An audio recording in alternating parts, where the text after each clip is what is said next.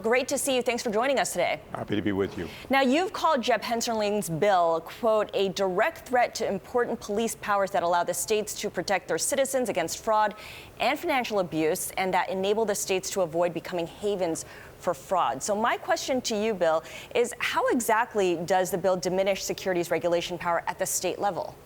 Well, the most important feature, in terms of the most negative feature about it, is it basically, at the same time as reducing the Securities and Exchange Commission's authority, it says that the states must coordinate their enforcement activities with the Securities and Exchange Commission. So, in effect, it subordinates the state and therefore the state laws to the Securities and Exchange Commission.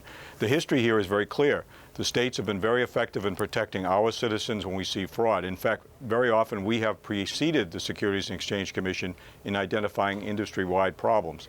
So this is a wish list for the securities industry. They don't like having the cop on the beat at the state level, whether it's Massachusetts or Mississippi or Alabama or any other state. They don't want the states. They don't want anybody, the truth be told.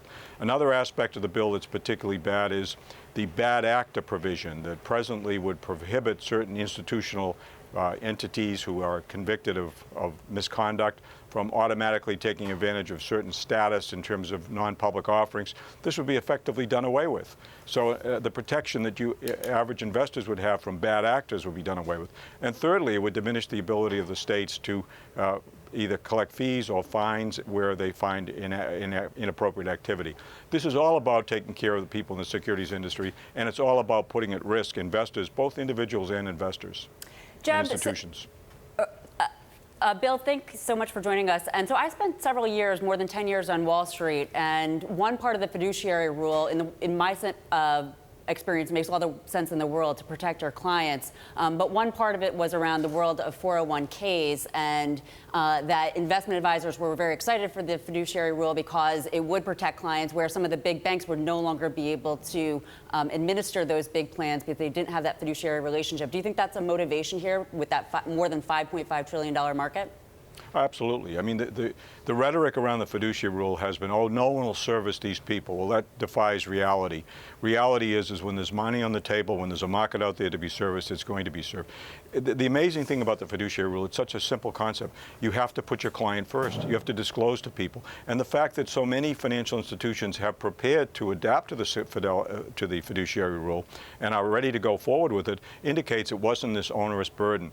It basically is another case of where the industry doesn't want something that's going to make them tell the customer how much this is going to cost, who's getting what commission on what. That's what this is all about. The fiduciary rule, especially for non-sophisticated or unsophisticated investors, people who have perhaps limited assets for their retirement, this is very, very important that this be preserved. Bill, you've been waging this public battle against Jeb Hensarling on this fiduciary rule. Have you been able to speak with him or his office face-to-face on this matter and get past some of the talking points? No, I don't think they're interested in speaking to us. If you look at the hearing they conducted the other day on Wednesday, most of the people lined up there were industry people. They did permit Maxine Waters to conduct a hearing today, which some of the advocates were able to speak to, but they're not interested. I mean, we've had this battle before. Even amongst Republicans. I think this is an important point to make. I've spoken to a number of Republicans around the country who are securities administrators who are concerned about this bill because they see it as diminishing the ability of their states to protect themselves. For instance, the Secretary of State of Mississippi, who has an excellent record in terms of administering securities law and protecting his citizens, he's concerned about the bill. Other administrators who are not partisan at all, not elected, they're concerned about the bill. This is a gift to the industry at the expense of investors. Nothing less. I want to play for you something that Jeb Hensarling told our Kevin Cirilli, because he's also not a fan of the Consumer Financial Protection Bureau, saying that the director, Richard Cordray, should be fired because of what happened at Wells Fargo. Take a listen. There are approximately 24 major consumer protection laws that are on the books. We would have an agency that is totally devoted to enforcing the law, to really be a cop on the beat, because unfortunately what happened at Wells Fargo, I mean, it's just basic fraud and basic theft that's been around since the dawn of man. Now, you've held office for 22 years under 6 governors. You know a thing or two about pursuing fraudulent activity. Does Hensarling have a point when it comes to Richard Cordray and the CFPB not doing its job when it came to Wells Fargo?